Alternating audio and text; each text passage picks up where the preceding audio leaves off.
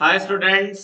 तो स्टार्ट करते हैं with the next part of coordinate geometry revision for JE 2024। और इसमें हमारे पास जो सेशन में वीडियोस है, क्वेश्चन है, those are from conic section, that is parabola, ellipse and hyperbola. इनके हम बहुत ही अच्छे अच्छे क्वेश्चन लेंगे, नॉर्मल, टैंजेंट्स, इंटरसेक्शन और भी बहुत कुछ।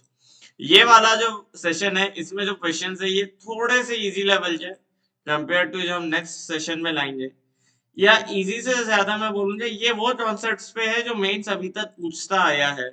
नॉर्मल, टैंजेंट, नॉर्मल्स और आपका डायरेक्टर सर्कल, ये सब चीजें। अगले वीडियो में जो क्वेश्चन लाऊंगा मैं वो थोड़े इस टाइप के लाऊंगा जो ऐसे कॉन्सेप्ट है अभी तक तो मेंस ने नहीं पूछे, बट मे बी इस साल पूछते। ठीक है, जैसे minimum distance between two curves, ठीक है, which always lie along the normal. और इस टाइप के जितने भी क्वेश्चन हम लोग डील कर रहे होंगे उन क्वेश्चन से साथ। ठीक है, तो स्टार्ट करते हैं with the first question for today, and that is from parabola. A normal is drawn to the parabola y square equal to 9x at the point P 4, 6. A circle is described on SP as diameter where S is the focus. The length of the intercept made by the circle on the normal at point P is. काफी लेंदी सा सवाल है, मतलब पढ़ने में ऐसे है ना, बहुत कुछ करना है, बट एक डायग्राम बनाया जाए। तो यहाँ पे हमारे पास एक डायग्राम आ रहा है जो कि कुछ ऐसा है। ये पैराबोला है और यहाँ पे हमारे पास एक नॉर्मल हम लोग बना रहे हैं P 4,6। ठीक है, और एक सर्कल है SP with SP as diameter। ठीक है,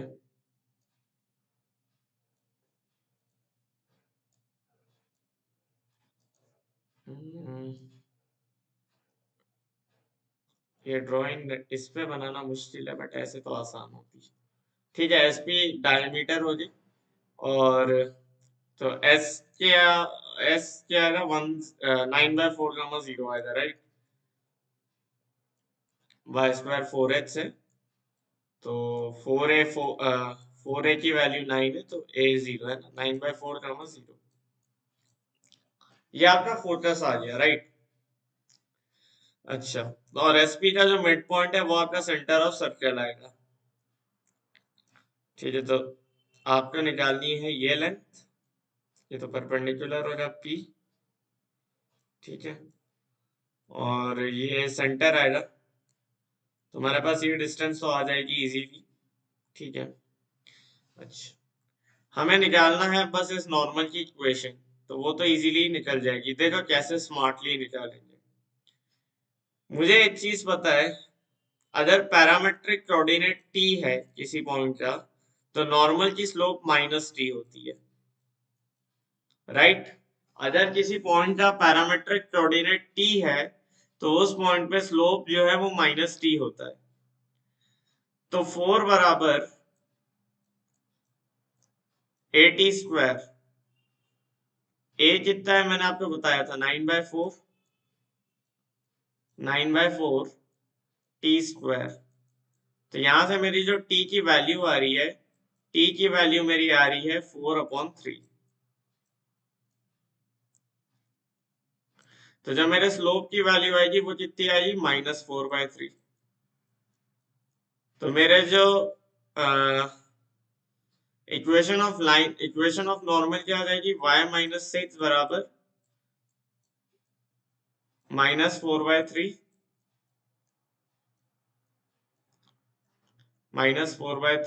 x-4। ठीक है, देखो नॉर्मल की इक्वेशन बहुत फटाफट से हमने निकाल ली। तो 3y-18 बराबर -4x + 16। ऑलराइट, तो यहां से हमारे पास रीअरेंज करके ये बन जाएगा 4x + 3y minus 34 equal to 0। ये क्या आ रही? नॉर्मल की इक्वेशन आ रही।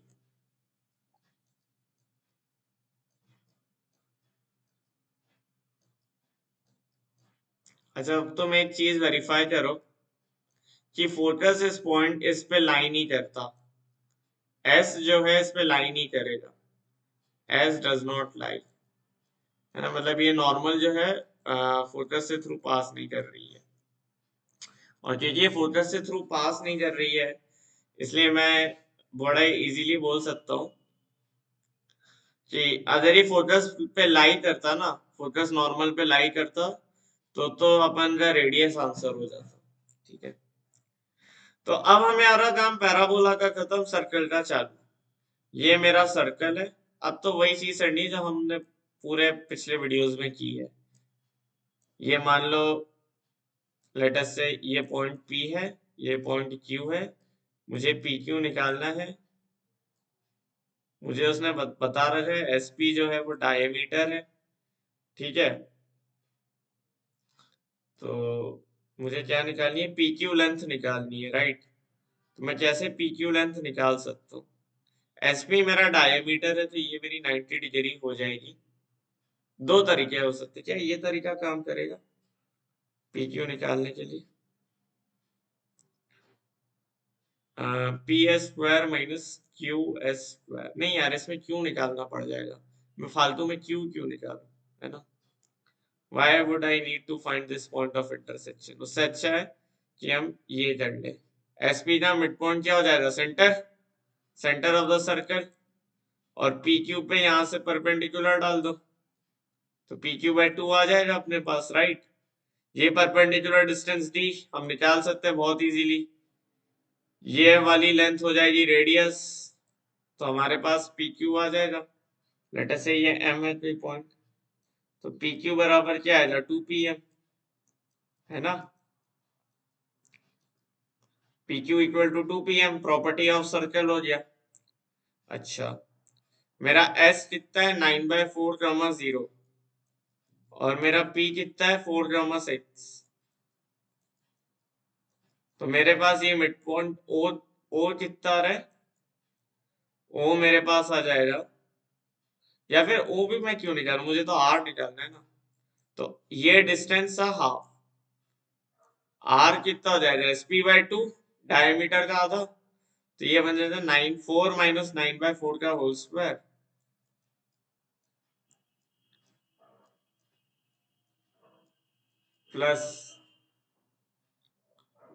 प्लस 36। तो ये बनेगा तुम्हारा √49/16 प्लस 36। ऐसा कुछ बन रहा है, राइट। तो ये तुम्हारा R आना चाहिए, कितना आना चाहिए? 16, 36। ये होता है 96 और ये होता है 18 और 4, 6, 9, 17, 576। 28 का स्क्वायर होता है ना, 28 स्क्वायर होता है 576। अबे 28 का स्क्वायर बोल रहा हूँ यार, 26 का स्क्वायर होता है 576 ना। तो ये बन जाएगा तुम्हारा 26/4, 13/2। 26/4 इज 13/2, पर 13/2 तो क्या है? डायमीटर है, तो रेडियस से हो जाएगा 13/4। तो दिस लेंथ इज मेरा 13/4। और क्या निकालना है मुझे? हाइपोटेनियस निकालनी। हाइपोटेनियस आ जाए, ये परपेंडिकुलर डिस्टेंस निकालना है। हाँ, तो रेडियस भी लग ही जाएगा, सेंटर भी लग जाएगा। सेंटर मेरा आएगा कितना, कितना आएगा जल्दी जल्दी बता दो। मेरा O आएगा, इसका और इसका मिड पॉइंट है 4, 6 और 9/4, 0 का मिड पॉइंट है, तो 25/8 और 3, 25/8 और 3, ये मिड पॉइंट आ जाए। तो जल्दी से ये वाला परपेंडिकुलर डिस्टेंस निकाल लो। तो 4 टाइम्स 25/8, ठीक है, प्लस 9 माइनस 34 का mod divided by under root A square plus B square that is 5। ये बन जाएगा फॉर्मूला। तो ये बन जाएगा मॉड ऑफ 25 प्लस 18 माइनस 34। 25 और 18 होता है तुम्हारा 43, और 43 और 34 होता है 9। तो मॉड ऑफ 9 बाय 10। तो परपेंडिकुलर डिस्टेंस आ रही है आपका 9 बाय 10। ठीक है, ये डिस्टेंस आपकी 9 बाय 10 और ये है 13 बाय 4। तो क्या फाइनल आंसर मेरा under root 169 by 16 minus 81 by 100 ऐसा आ जाएगा। अभी आप लोग निकाल लेना यार थोड़ा खुद से, या मैं ही निकाल देता हूँ, ट्राई करता हूँ। एलसीएम मेरे ख्याल से एलसीएम एलसीएम एलसीएम एलसीएम 16 और 100 का क्या बनना चाहिए, 200 बन जाएगा शायद। 200 बनेगा क्या? नहीं, 16 होता है 4 स्क्वायर और 100 होता है 5 स्क्वायर इंटू 4, मतलब ऐसा 2 की पावर 4 और 5 स्क्वायर इंटू 2 स्क्वायर। तो एलसीएम आएगा 16 इंटू 25। हाँ, तो ये कैलकुलेशन आप कर लेना। ठीक है, मैंने आपको तरीका बता दिया है, उस तरीके से आप इस प्रॉब्लम को इजीली सॉल्व कर सकते हो, है ना। कैलकुलेशन थोड़ा कर लेना।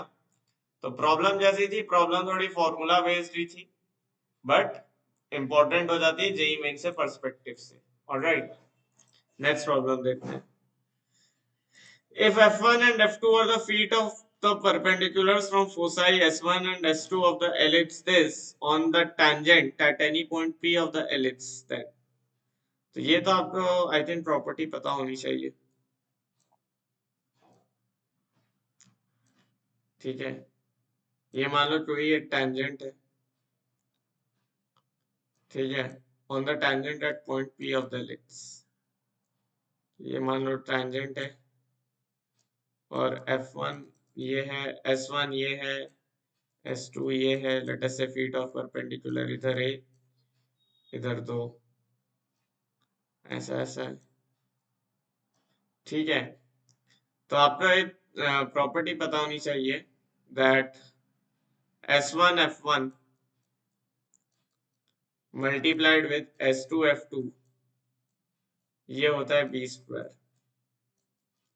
अच्छा, इस पर बेस्ड बहुत अच्छा क्वेश्चन मुझे याद है, मैंने अपने प्रिपरेशन के टाइम किया था, दैट वाज इन जीएमपी। ठीक है, तो S1 F1 into S2 F2 बराबर होता है बी स्क्वायर। तो अब मैं बोल सकता हूँ कि S1 F1 plus S2 F2 bye 2 AMGM equality लगा दूं इज ग्रेटर देन और equal to under root of S1 F1 into S2 F2।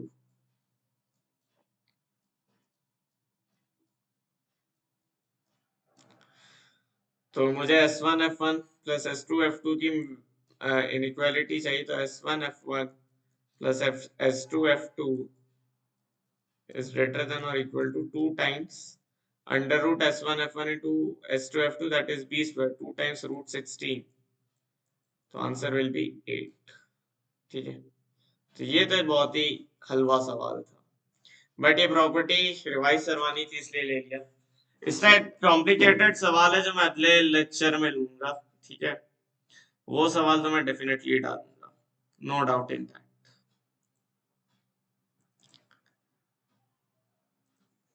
The point on the ellipse whose distance from the line x plus y equal to 7 is minimum is, ये जो है एक easy problem है। ठीक है, मैं जिस प्रॉब्लम की बात कर रहा हूँ नॉर्मल, मतलब minimum distance between two curves, वो थोड़ा सा और टिपिकल हो जाता है। ये तो आप इजीली कर सकते हैं ना। आपका एलिप्स क्या ऐसा नहीं बन जाएगा x² by 6 plus y² by 3 equal to 1, ये बन जाएगा एलिप्स। तो क्या मेरा any point √6 cross theta √3 sin theta नहीं हो जाएगा? √6 क्रॉस थीटा √3 sin थीटा। ठीक है, तो मिनिमम डिस्टेंस क्या आएगी? √6 cross theta plus √3 sine theta -7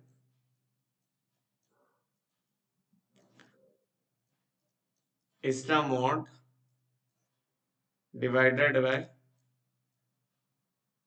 3, right. Formula लाएगा, बट मुझे तो मिनिमम मिनिमाइज करना है। तो मिनिमम अगर डिस्टेंस मिनिमम है मतलब ये वाली क्वांटिटी मिनिमम है, मुझे इस क्वांटिटी को मिनिमाइज करना है। ये क्वांटिटी मिनिमाइज सब होगी जब tan थीटा की वैल्यू आएगी 1/√2। अब तुम सोचो सर ने ये स्टेप कैसे लिखा। कुछ नहीं किया बेटा, डिफरेंशिएट करके 0 कर दिया। ठीक है, तो ये सब स्टेप तुम्हें भी इतना फास्ट फास्ट राइट करना चाहिए। तो tan थीटा अगर 1/√2 है तो 1√2 और ये वैल्यू बन जाएगी √3। तो साइन और क्रॉस थीटा की वैल्यू तो आ गई। क्रॉस थीटा तुम्हारे पास आ रहा होगा √2/3 और साइन थीटा आ रहा होगा 1/√3। अगर मेरे पास ये दोनों वैल्यू है तो क्या मैं पॉइंट्स अपने बता सकता हूँ कि पॉइंट्स मेरे आएंगे 2, 1। पॉइंट मेरे आएंगे 2, 1। Option B should be the right answer. Option B should be the right answer. एक और चिरकुट सवाल, चिरकुट सवाल पर रिवीजन के लिए अच्छा सवाल। ठीक है, पॉइंट ऑन एन एलिप्स। अब आया है थोड़ा सा अच्छा सवाल। Tangents are drawn from any point on the hyperbola this to the circle, then the locus of midpoint of chord of contact is। ये थोड़ा बेहतरीन सवाल है ना।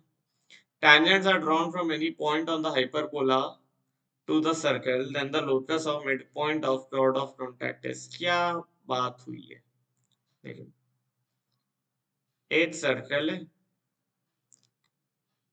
उस पर मैंने किसी पॉइंट P से 2 टैंजेंट डाले, राइट। ठीक है, और क्या बोल रहा है, ये बनाते हैं टैंजेंट। मुझे इसका मिड पॉइंट चाहिए, मिड पॉइंट का लोकस चाहिए। और मुझे क्या गिवन है कि ये जो P है this lies on a hyperbola. ऐसा कुछ एक हाइपरबोला पे ये लाई करता है। ये मुझे इंफॉर्मेशन गिवन है। तो अगर ये एक हाइपरबोला पे लाई करता है, अगर ये एक हाइपरबोला पे लाई करता है तो P के मैं पॉइंट कोऑर्डिनेट के क्या ऐसे मान सकता हूँ? क्या मैं P के पॉइंट ऐसे ले लूं, 3 sec थीटा, 2 tan थीटा ऐसे ही होता है। वैसे P के पॉइंट्स ऐसे लेने की अभी तो जरूरत नहीं है। P के पॉइंट अभी ऐसे लेने की जरूरत नहीं है। लेट अस से P is any point alpha beta. ठीक है, P जो है कोई भी एक पॉइंट है अल्फा बीटा। देखो ये एक ऐसा प्रॉब्लम है जिसमें हाइपरबोला का कोई यूज नहीं होगा। This is a question completely off circles.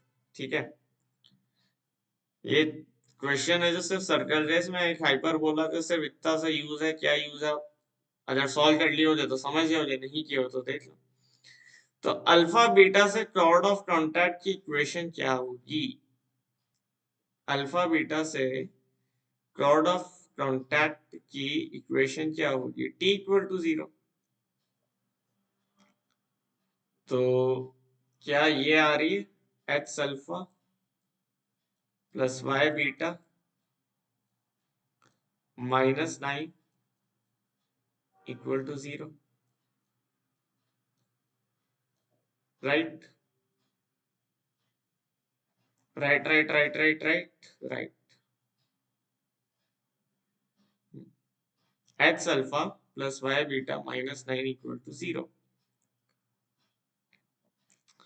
अच्छा, और ये कॉर्ड बाइसेक्टेड है H, K। तो बाइसेक्टेड कॉर्ड की इक्वेशन क्या होती है, याद है बच्चों? बाइसेक्टेड कॉर्ड की इक्वेशन, बाइसेक्टेड कॉर्ड की equation that is given by S1 equal to T। S1 equal to T। तो वो इक्वेशन कैसे आएगी?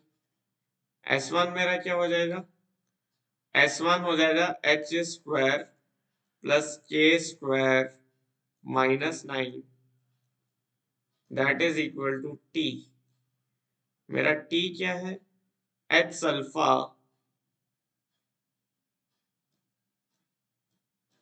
S1 equal to T. ठीक है, टी क्या है, H times X plus K times Y -9, है ना। T with respect to H term आती है ना, नॉट फ्रॉम अल्फा बीटा। तो अब मेरे पास इक्वेशन क्या आ रही है, H times X plus K times Y minus H square plus K square बराबर 0, ये आ रही है। और मेरी दूसरी इक्वेशन कौन सी थी, alpha X plus beta Y -9 equal to 0, ये थी। अब क्या तुम बोल मानते हो ये दोनों आइडेंटिकल इक्वेशंस है, ये दोनों आइडेंटिकल इक्वेशंस है। आइडेंटिकल क्यों है सर, बेटा ये आइडेंटिकल इसलिए क्योंकि तो सेम स्ट्रेट लाइन रिप्रेजेंट करते हैं, they represent the same pair of straight line. तो क्या मैं आइडेंटिकल इक्वेशन से ही कारण ऐसा बोल सकता हूँ कि h बाय अल्फा बराबर k बाय बीटा बराबर H square plus K square upon 9। ठीक है, ठीक है।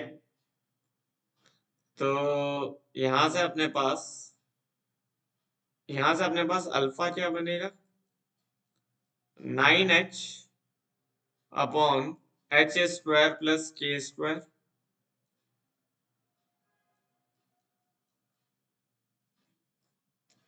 और बीटा क्या बनेगा, बीटा क्या बनेगा, बीटा बनेगा 9k upon H square plus K square.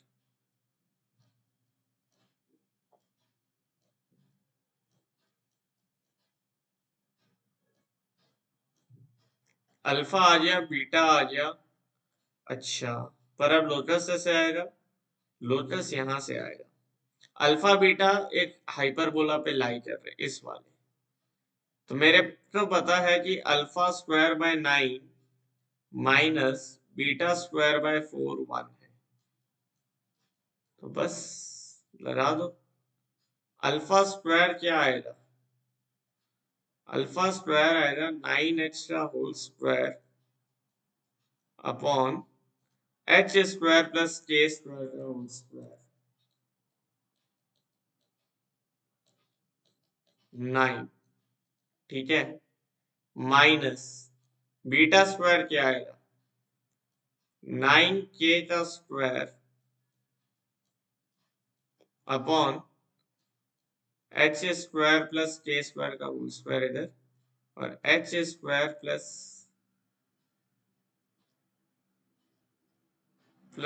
के स्क्वायर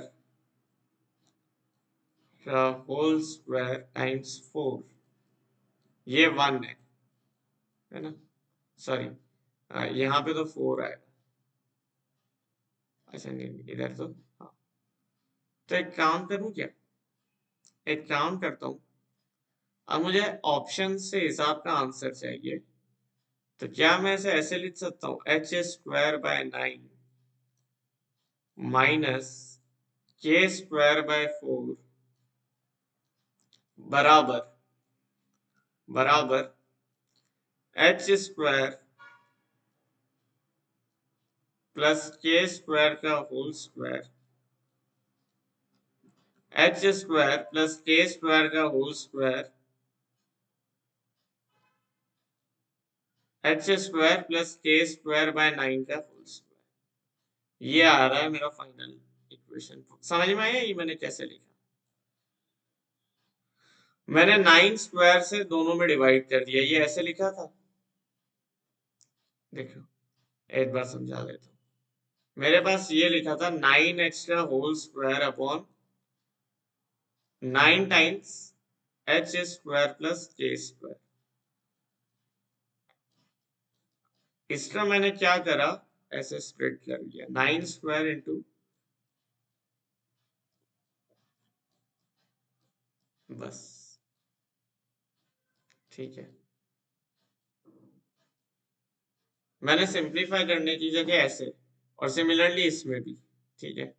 जैसे यहाँ करा सेम टू सेम यहाँ करा और उसे उस साइड भेज दिया, तो उस हिसाब से अपना जो आंसर आ रहा है दैट इज ए, यही आ रहा है। H square by 9 minus Y square by 4 बराबर H square plus Y square by 9 का होल स्क्वायर। तो लोटस वाला भी हो गया। Next question on parabola. Let ABCD and CGFE be two squares. CGFE side length longer than ABCD. Let a parabola y square equal to kx pass through D. The origin D मतलब pass through D comma the origin मतलब D is the origin and the vertices C and F. Then the ratio of AB upon GC is given by AB ये side length है, GC ये side length है ना। Diagram मैंने थोड़ा पहले से बना दिया, ठीक है, तो डोंट माइंड। ठीक है, डायग्राम आप लोग वैसे भी बना दोगे। तो एबीसीडी और सीजीएफई दो स्क्वायर है और सीजीएफई की side length longer than ABCD है, इसलिए ये आपको ऐसे दिख रहा है। Alright, let a parabola y square equal to kx pass through d। ठीक है,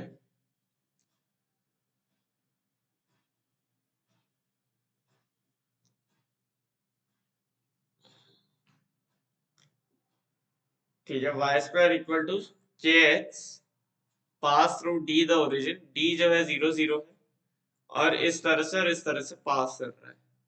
और आपसे उसने रेशियो पूछा फेबी बाय जीसी। अगर मैं इस प्रॉब्लम की बात करूं ना, तो इसमें पैराबोला की कुछ भी स्पेशल प्रॉपर्टी नहीं लगनी है, इसमें सिर्फ पॉइंट सी मार्किंग लगेगी और थोड़ा सा दिमाग लगेगा। देखो सबसे पहले तो उसने आपसे पूछा है ए बी बाई जी सी, ठीक है, ए बी बाई जी सी। क्या मैं बोल सकता हूं, मैं ए बी अपॉन जी सी की जगह इसी चीज को सी डी अपॉन जी सी लिख लेता हूँ, सी डी अपॉन जी सी लिख लेता हूँ। और सी डी अपॉन जी सी अगर मुझे निकालना है तो क्या मुझे क्या मुझे क्या मुझे ये निकालना है, सी डी अपॉन जी सी की जगह मुझे ए अपॉन बी निकालना है। अच्छा, मेरे ख्याल से जो एक्चुअल क्वेश्चन था, सॉरी यहाँ पे टाइपो हो गया, बी बाय ए उल्टा रेशियो निकालना था, जी सी बाय ए बी निकालना था। ओके, ये कट कर दो, हमें G C by A B find out करना है, जी सी बाय ए बी, है ना। तो बात तो वही है, ए बी तो अभी भी सी डी के इक्वल ही आएगा, जी सी बाय सी डी, और जी सी बाय सी डी क्या हो जाएगा, बी बाय ए। तो what we need to find is B by A. तो बस अब हमें बी और ए में ना रिलेशन चाहिए, बस इतना सा काम है। तो इस पॉइंट के कोऑर्डिनेट बता दो बस मुझे तुम, क्या इस पॉइंट के कोऑर्डिनेट बी माइनस ए कमा बी माइनस ए होने चाहिए, बिल्कुल होने चाहिए। अब बी और F, B comma F lie on y square equal to K X. देखिए ये पैराबोला का सबसे फेवरेट क्वेश्चन है बुक ऑथर सा, ये बुक ऑथर सा most favourite question of parabola, और इसमें पैराबोला की कोई प्रॉपर्टी नहीं लगती, ये सिर्फ नॉर्मल ज्योमेट्री का थोड़ा बहुत सवाल है, सिर्फ कोऑर्डिनेट ज्योमेट्री मार्किंग का सवाल है। बट फिर भी ये पैराबोला ना था, मैं चाहता तो इसे स्ट्रेट लाइन में ले सकता था, बट अब वो शीट्स तो कैटेगोरिकल ही रहती है ना, क्या शीट तो कैटेगोरिकल ही रहेगी। तो y square equal to K x है, तो क्या मैं बोल सकता हूँ a स्क्वायर इक्वल टू के टाइम्स ए। तो k की वैल्यू आ गई मेरे पास a के इक्वल।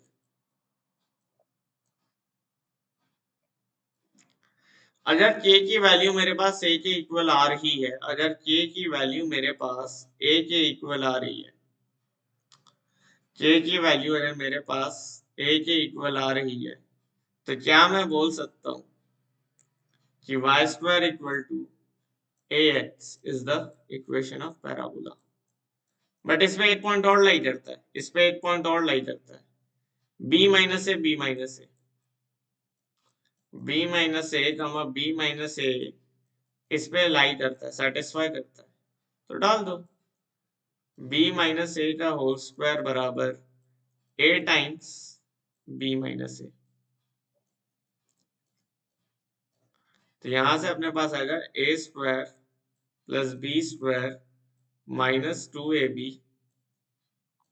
बराबर से ab माइनस a स्क्वायर। यहां से हमारे पास इक्वेशन आएगी 2a square minus 3ab plus b square equal to 0। हम a स्क्वायर से बोथ साइड डिवाइड कर देते हैं, a स्क्वायर से बोथ साइड डिवाइड किया तो क्या मेरे पास ये मैजिकल इक्वेशन आ गई।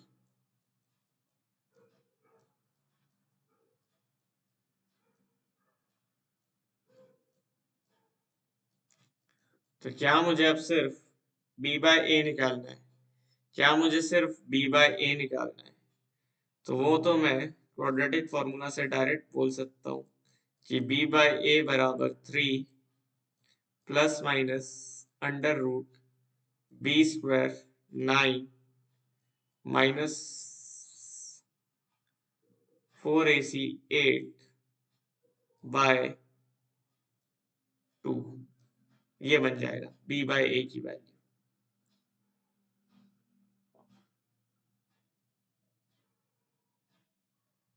Minus 4ac। हाँ हाँ हाँ बिल्कुल।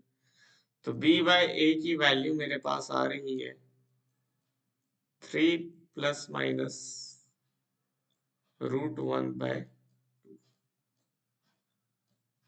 अच्छा, और b बाय ए मेरे को पता है मेरा ग्रेटर देन 1 आएगा, मेरा b by A should be greater than 1। तो b बाय ए की वैल्यू आएगी 3 प्लस √1/2।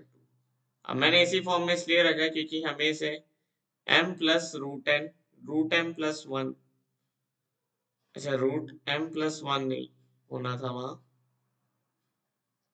यहाँ पे ये रूट नहीं हो रहा ना, ये m प्लस 1/n फॉर्म में था answer, m plus 1/n form में था आंसर, क्योंकि √1 तो 1 हो गया, तो 3 प्लस 1/2, तो आंसर आएगा 3 plus 2 5। Answer to this problem is 5 5 5 5। ठीक है, तो इसमें कुछ भी पैराबोला लगा क्या, कुछ भी पैराबोला नहीं लगा, सिर्फ पॉइंट पॉइंट सेटिस्फाई करवाते गए। यहाँ से k की वैल्यू निकाल ली और यहाँ से अपन ने क्वाड्रेटिक इक्वेशन खेल दिया। तो अभी तक जो भी क्वेश्चन करे बहुत इजी इजी करे, तुम मानते हो, मानते हो क्या? सिर्फ प्रॉपर्टी कहीं रिवाइज करी कहीं कुछ, बट अब हम लोग थोड़े अच्छे लेवल ऑफ सवालों पे जा रहे हैं। अब जो सवाल आएंगे दोज आर नॉट इजी, ना ना ना ना, ये टफ है और ये अच्छे खासे टफ है। अच्छे खासे टफ है क्या? मुझे अच्छे खासे टफ तो बोलते हुए अच्छा नहीं लग रहा, बट टफ है, टफ, नो डाउट टफ है। If the equation of the parabola whose vertex is at 5, 4 and the directrix is at this is this, then a plus b plus c plus d plus k is equal to। अब आपने कहा sir अभी तक तो इतने फुद्दू फुद्दू सवाल, अब सीधा बम्पर, ये जेईई मेंस 2022 का सवाल, और देखो ये कितना ब्यूटीफुल प्रॉब्लम है। जिस बच्चे ने पढ़ा नहीं होना ना अच्छे से, होते ये सवाल देख के ही निराश हो गया। इसको करने का मेथड क्या है आपको पता है? आपको कुछ चीजें पता होनी चाहिए। सबसे पहले आपका जो एक्सिस ऑफ पैराबोला होता है, पैराबोला की जो एक्सिस होती है that is perpendicular to directrix. ठीक है, दूसरा एक कॉन्जुगेट एक्सिस भी होती है, एक्सिस से परपेंडिकुलर जो वर्टेक्स से पास करे। अगर मैं कॉन्जुगेट एक्सिस पे रिफ्लेक्ट करूं point of intersection of directrix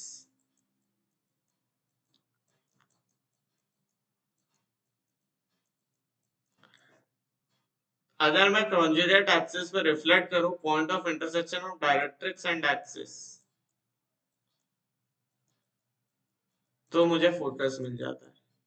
और मुझे इक्वेशन ऑफ पैराबोला अगर बतानी है तो मुझे फोकस चाहिए और मुझे डायरेक्ट्रिक्स चाहिए, ये दो पॉइंट्स चाहिए मुझे। These are the 2 points I need. तो चलो अब काम स्टार्ट करते हैं। मेरा सबसे पहला काम क्या है, मेरे पास डायरेक्ट्रिक्स है। इस डायरेक्ट्रिक्स की मदद से मुझे दो चीजें निकालनी है, एक्सिस और कॉन्जुगेट एक्सिस। एक्सिस क्या होती है, परपेंडिकुलर। तो लेट अस से axis is of the form x minus 3y plus c1 equal to 0। Conjugate axis से होती है पैरेलल होती है, तो वो आएगी 3x plus y plus c2 equal to 0। यहां से हमें C1 और C2 की वैल्यूज फाइंड आउट करनी है। हमें यहाँ से C1 और C2 की वैल्यूज फाइंड आउट करनी है। तो 5,4 दोनों को सेटिस्फाई करता है, 5,4 दोनों को सेटिस्फाई करता है। तो मैंने 5,4 दोनों पे रख दिया, यहाँ पे रखा तो इक्वेशन बनी 5 minus 12 plus C1 equal to 0। तो क्या मैं बोल सकता हूँ C1 की वैल्यू 7 आई।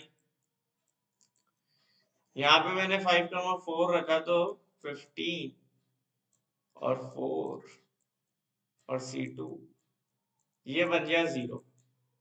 तो क्या मैं C2 की वैल्यू -19 बोल सकता हूँ। तो मेरे पास एक्सिस आ गया, मेरे पास कॉन्जुगेट एक्सिस आ गया। मेरा एक्सिस आ रहा है x minus 3y plus 7 बराबर 0 और मेरा कॉन्जुगेट एक्सिस आ रहा है 3x plus y minus 19 बराबर 0।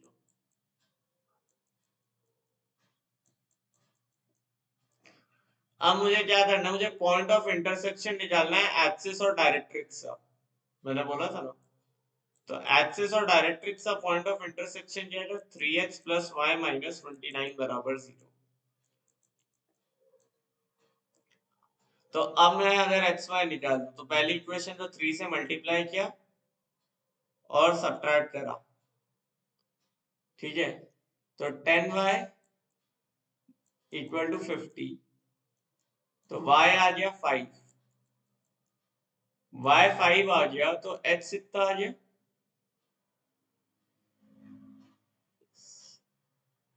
-15 plus 7 -8, x 8 आ गया।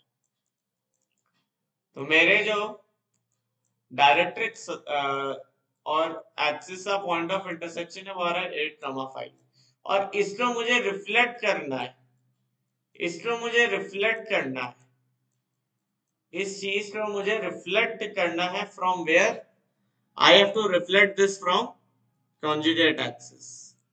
तो मेरा फोकस आ जाएगा।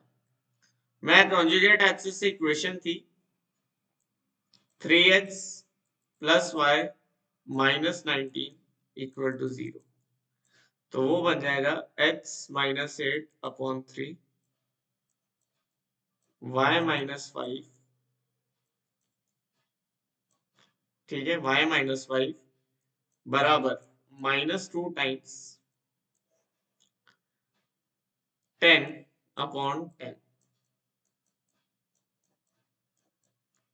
तो यहां से अपने पास x आएगा 2 और y आएगा 3 और ये 2,3 हमारा फोकस हो गया। s हमारे पास 2,3 आ गया, फोकस इज 2,3। अब अपन इजीली इक्वेशन ऑफ पैराबोला बोल सकते हैं। फोकस आ गया 2,3 और डायरेक्ट्रिक्स हमारे पास है, डायरेक्ट्रिक्स हमारे पास इतनी है 3x plus y minus 29 equal to 0, 3x plus y minus 29 equal to 0। तो अब अगर मुझे इक्वेशन ऑफ पैराबोला चाहिए तो मैं क्या करूंगा, x माइनस टू का होल स्क्वायर। आई थिंक ये स्टेप मुझे एक्सप्लेन करना ना पड़े, बराबर। आपको पता है ना, distance of a point from focus should be equal to perpendicular distance of the point from directrix. इस तरह से हम लोग इजीली जो है निकाल सकते हैं क्या, अपनी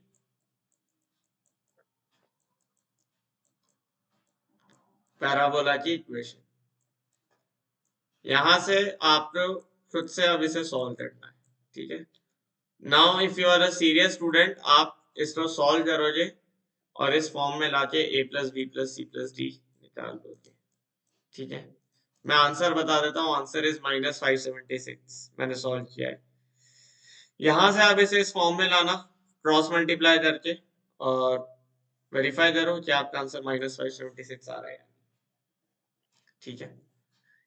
तो प्रॉब्लम तो इजी थी, प्रॉब्लम तो इजी थी, नो डाउट इजी थी, लेकिन लेकिन इसमें जो प्रॉपर्टी लगी बहुत अच्छी लगी, बहुत अच्छी प्रॉपर्टी लगी है।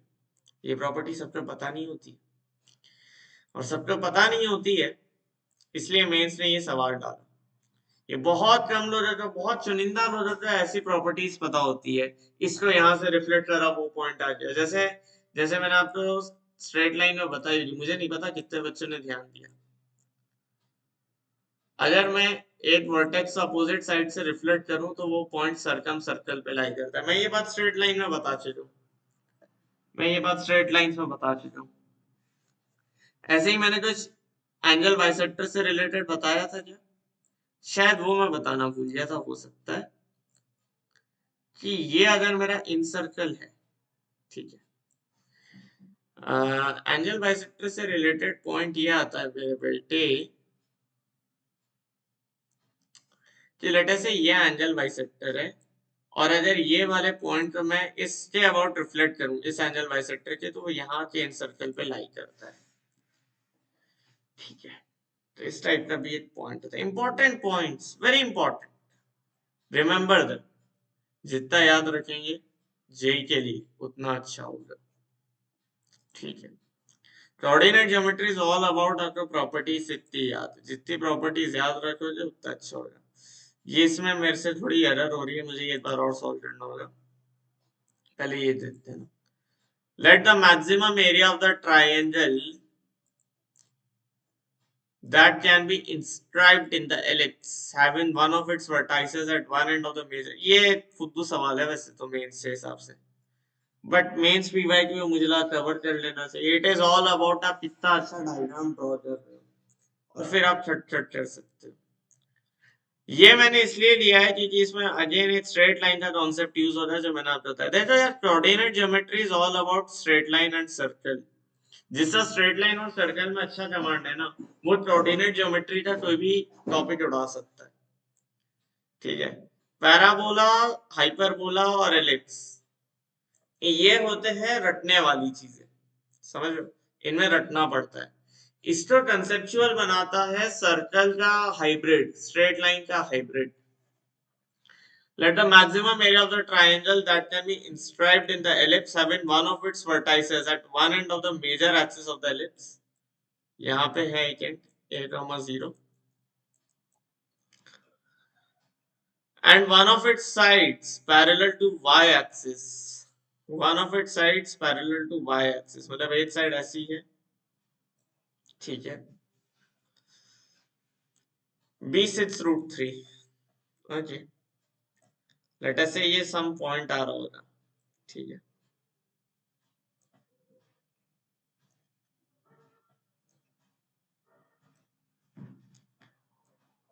तो ये a, 0 है, इसलिए मुझे x कोऑर्डिनेट से कोई लेना देना नहीं रखना, ऐसा है क्या। लेट अस से this x coordinate is something x, 0, या मैंने मान लिया किसी x, 0 पे लाई आ रहा है, ठीक है। इसका जो वो आएगा, ये x मेरा a cos थीटा हो जाएगा। ये वाला जो मेरा पॉइंट आएगा ये मेरा a cos थीटा कॉमा 0 आएगा, क्योंकि बच्चे मेरा ये point b sine theta comma a cos theta है और ये point minus b sine theta comma a cos theta है। ठीक है, ये b साइन थीटा, ये माइनस b साइन थीटा।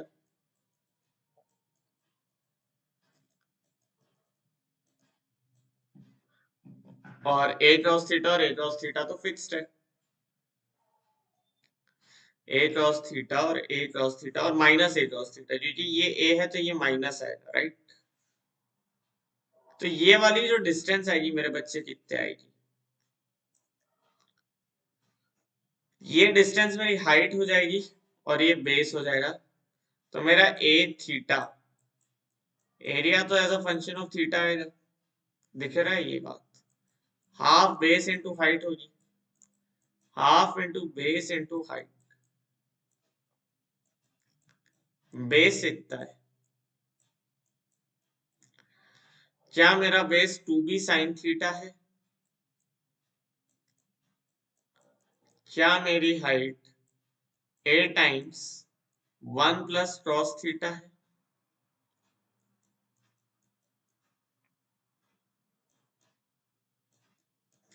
और a थीटा ये है।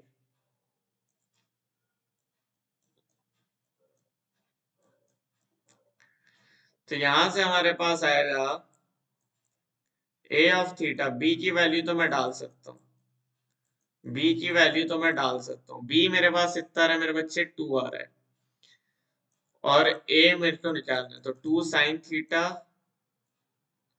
Times a 1 plus cos theta.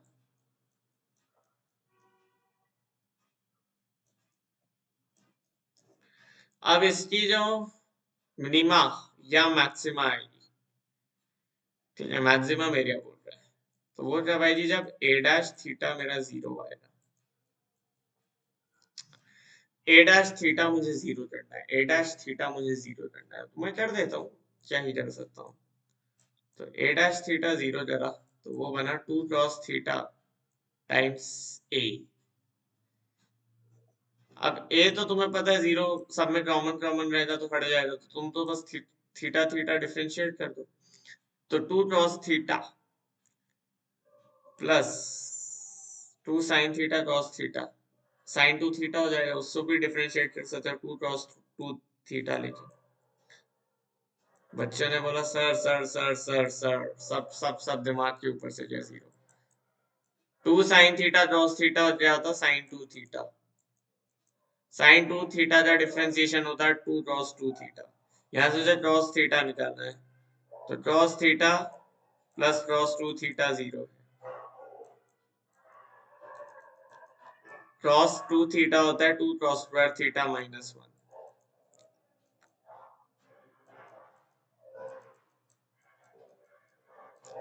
तो यहां से हमारे पास 2 cos square theta minus 2 cos theta,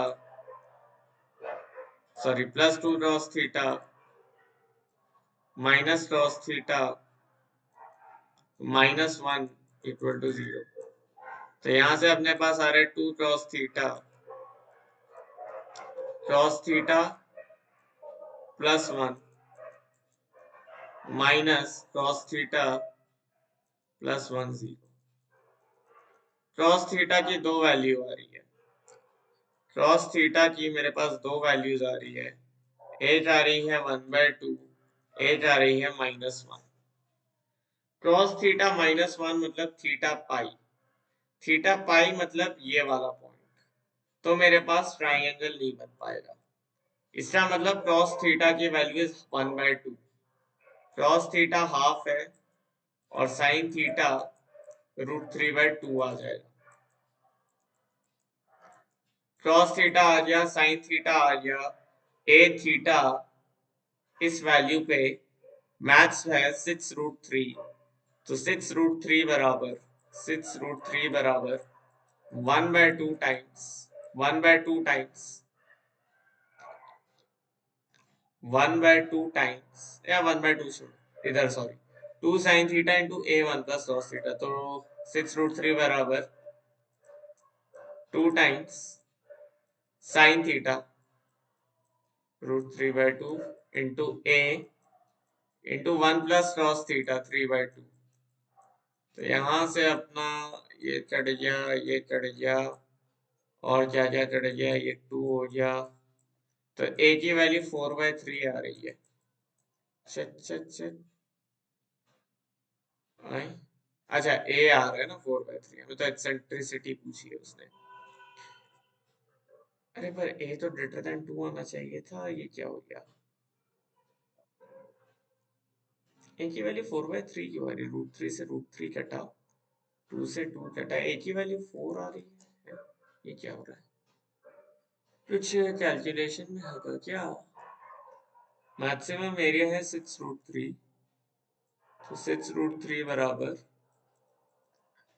अरे यार अभी कैलकुलेशन अगर मैंने हद दी ना तो लानत है मुझ पे। 2a sine theta, sine theta है √3/2, 1 प्लस कॉस थीटा, ठीक है। तो 1 प्लस कॉस थीटा, तो 1 प्लस 1/2 हो जाए 3/2। तो 2 से 2 गया, ये √3 से √3 गया, ये 2 हुआ। अरे यार a की वैल्यू 4 बन रही है, a की वैल्यू 4 बन रही है। मैंने कुछ तो एरर किया है बच्चे। मेरा एरर जो है तुम उसको थोड़ी देर भूल जाओ, मेरा एरर जो है तुम वो भूल जाओ, बट तुम ये मेथड समझ लो। अरे यार मेरा मेथड में गलती तो नहीं है, ये तो मैं श्योर हूँ।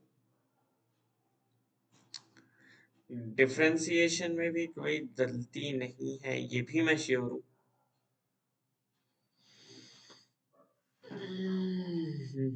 क्योंकि ये बनता तुम्हारा 2 sine theta plus sign 2 theta, 2 sine theta 2 cos theta, और साइन 2 थीटा होता है 2 cos 2 theta, right?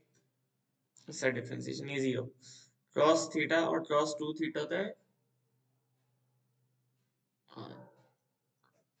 Cos 2 theta होता है cos square theta minus sine square, हाँ 2 कॉस स्क्वायर थीटा -1। तो ये 2 कॉस स्क्वायर थीटा, हाँ यहाँ पे कुछ गड़बड़ आ तो रही। 2 कॉस स्क्वायर थीटा, अच्छा नहीं ये तो क्वाड्रेटिक सॉल्व करी ना, बने 2 cos theta minus cos theta लिख के, हाँ -1 बिल्कुल सही। cos थीटा हाफ आ रहा है, sin थीटा √3/2 आ रहा है।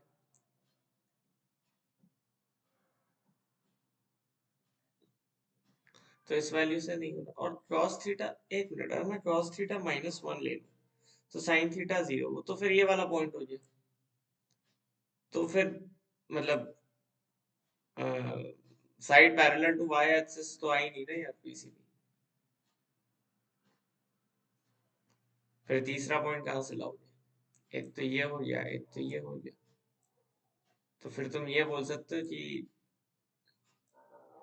अच्छा, और उसने एक बोला है ना कि having one of its vertices at one end of the major axis and one of its sides parallel to y-axis, one of its sides parallel नहीं, तो ये ट्रायंगल थोड़ी होगा, फिर तो sides parallel to y-axis sign, फिर तो sides parallel, मेरे ख्याल से कुछ तो कैलकुलेशन अगर हो रही है यार। cos थीटा तो 1/2 आ गया, उससे करेस्पॉन्डिंग sin थीटा √3/2 आ गया,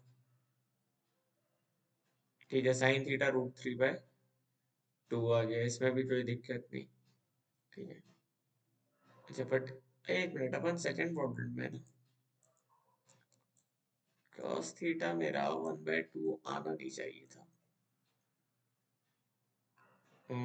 cos थीटा -1/2 आना था एक्चुअली।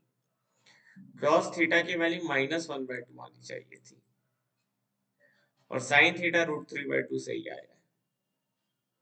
cos थीटा की वैल्यू आपकी -1/2 आनी थी, क्योंकि ये दोनों साइड से नेगेटिव में। क्यों नहीं आई मेरे भाई? मेरा इक्वेशन क्या है? 2 cos square theta plus cos theta -1, तो 2 cos square theta plus 2 cos theta minus cos theta.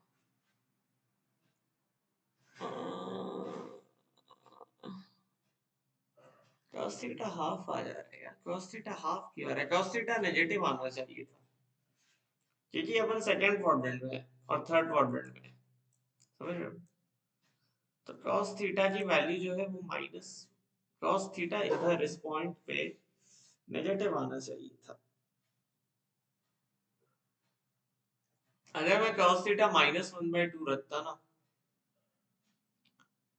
अरे ओ ओ ओ ओ ओ, ये पॉइंट अपन ने वाला था -a cos थीटा गामा 0, है ना? इस पॉइंट का अपन ने लिया था -a cos थीटा गामा 0। हाँ, तो cos थीटा तो पॉजिटिव से ही आ रहा है, क्योंकि हमने -a पहले ही लगा दिया ना उधर।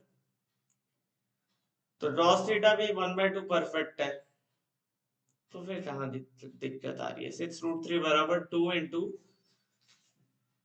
हाफ बेस, बेस हो जाता तुम्हारा 2b sin theta, this was your full bass, into height, ये हो जाती वो height, a1 plus cos theta.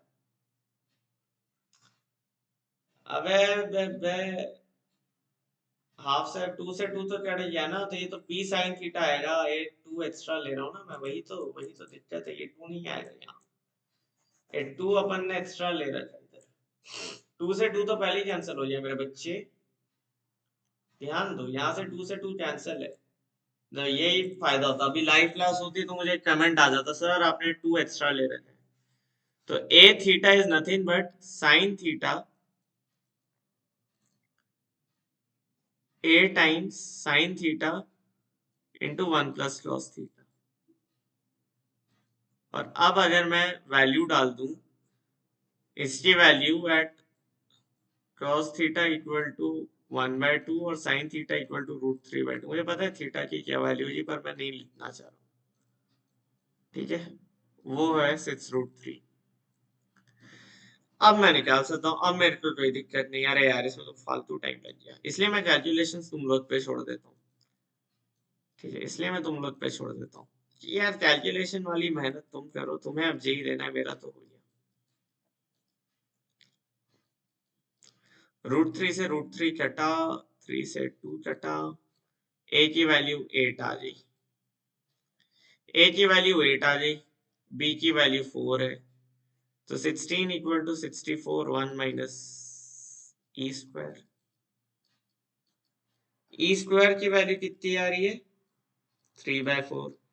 ई आएगा √3/2, √3/2, this is the answer, this is the answer. तो देखो बच्चे, तुम्हें ये मिस्टेक्स नहीं करनी है जो मैं कर रहा हूँ, ये मैं तो घर पे कर रहा हूँ, कोई दिक्कत नहीं। तुम एग्जाम हॉल में करोगे तो फेटल हो जाएगा, एक इजी प्रॉब्लम इतना लंबा हो जाएगा, ठीक है? मत करने देना, मत होने देना, please, I request you all, मत होने देना। आज से वीडियो का ये लास्ट क्वेश्चन रखते हैं, फिर अब नेक्स्ट क्लास में अपन रिमेनिंग क्वेश्चन लेंगे। वो इनकम्प्लीट है, वो उनका मैंने पूरा फ्रेम नहीं किया ना। Remaining questions and the best problems, some advance level concept जो मुझे लगता है मेंस के लिए अब जरूरी हो रहे हैं, वो हम डिस्कस करेंगे नेक्स्ट क्लास। तो नेक्स्ट वीडियो थोड़ा तैयार रहने, इससे लंबी होगी, उसमें मैं थ्योरी साइड बाय साइड कराता जाऊंगा, है ना? हो सकता है वो थ्योरी आप लोग ने ना पढ़ी हो, जरूरी है कि मैं वो थ्योरी आपको बताऊं। Last question for today, the equation this will represent a parabola if k is, ये भी विकास गुप्ता का सवाल ही है, मेरा मानना है ये एक अच्छा सवाल है। तो ये प्लस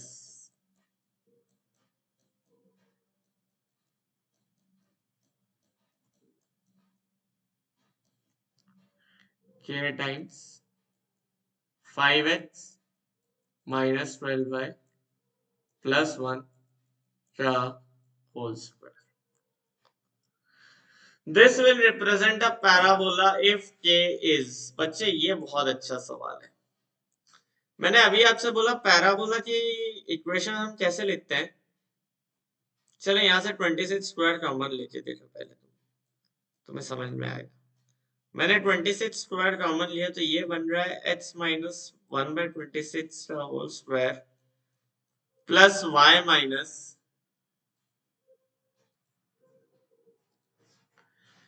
यहां से ये बन रहा है x माइनस 1/26 का whole square plus y minus 3/26 का होल स्क्वायर, ठीक है। And this is equal to k times 5x minus 12y plus 1 का whole square, 5x minus 12y plus 1 the whole square. अब मुझे यहां से दिख रहा है कि ये जो है ये डिस्टेंस का स्क्वायर लिखा है, x minus A whole square plus y minus B whole square. तो क्या मैं बोल सकता हूं कि 1/26 और 3/26 किसी एक पैराबोला का फोकस है, और ये जो है 5x माइनस 12y प्लस 1 का होल स्क्वायर, ये एक बड़ा अच्छी चीज रिप्रेजेंट करती है, परपेंडिकुलर डिस्टेंस का स्क्वायर। अगर यहाँ नीचे 13 होता, 13 का स्क्वायर होता, करती नहीं करती मुझे बताओ। अगर यहाँ नीचे 13 का स्क्वायर होता, क्योंकि under root 5 square plus 12 square 13 होता है, तो अगर यहाँ 13 स्क्वायर होता तो ये परपेंडिकुलर डिस्टेंस रिप्रेजेंट करती है x, y का 5x माइनस 12y प्लस 1 से, बिल्कुल करती। तो 13 स्क्वायर तो मैं अपने मन से लाया हूं, तो 13 स्क्वायर मुझे यहाँ डालना भी पड़ेगा, 13 स्क्वायर मुझे यहाँ डालना भी पड़ेगा,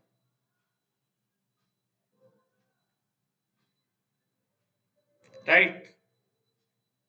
तो इस 13 स्क्वायर को तो मेरे पास अब क्या बनना चाहिए? अगर ये पैराबोला की इक्वेशन रिप्रेजेंट करता है तो मेरे पास k टाइम्स 13/26 का होल स्क्वायर 1 होना चाहिए। मेरे पास k टाइम्स 13/26 का होल स्क्वायर 1 होना चाहिए, और अगर ये 1 है तो k की वैल्यू 4 आनी चाहिए, तो आंसर शुड बी 4। कैसे कैसे कैसे सर सर सर समझ नहीं आया, फिर से समझो। मैंने जैसे 26 स्क्वायर कॉमन लिया, ये मेरे पास या ऐसा नहीं बन गया square of distance of a point from focus is k times its distance from directrix। Eccentricity of parabola 1 होती है, मैंने मैनिपुलेशन करा, ये परपेंडिकुलर डिस्टेंस मैंने रहने दी, और मैंने 26 स्क्वायर इधर ला दिया, मैंने k इधर से हटा के इधर लिख दिया, बस ये पूरी चीज मुझे 1 चाहिए थी, तो वहां से मेरे पास k की वैल्यू 4 आ गई, और 4 आते ही ये क्लास होता है खत्म, ये वीडियो होती है खत्म। मिलूंगा मैं आपसे नेक्स्ट वीडियो में कुछ बहुत इंटरेस्टिंग प्रॉब्लम के साथ, कुछ बहुत प्यारे कॉन्सेप्ट के साथ। तुम्हारा दिन बन जाएगा, तुम्हारी रात बन जाएगी, झूम जाओगे मैथ्स में। झूमना चाहते हो मैथ्स में तो यार चैनल को लाइक करो, शेयर करो, सब्सक्राइब करो, कमेंट करो, थोड़ा फीडबैक दो यार, तुम मुझे थोड़ा एनर्जी दो, तभी मैं बना पाऊंगा वीडियोस। तो मिलते हैं नेक्स्ट में, बाय बाय।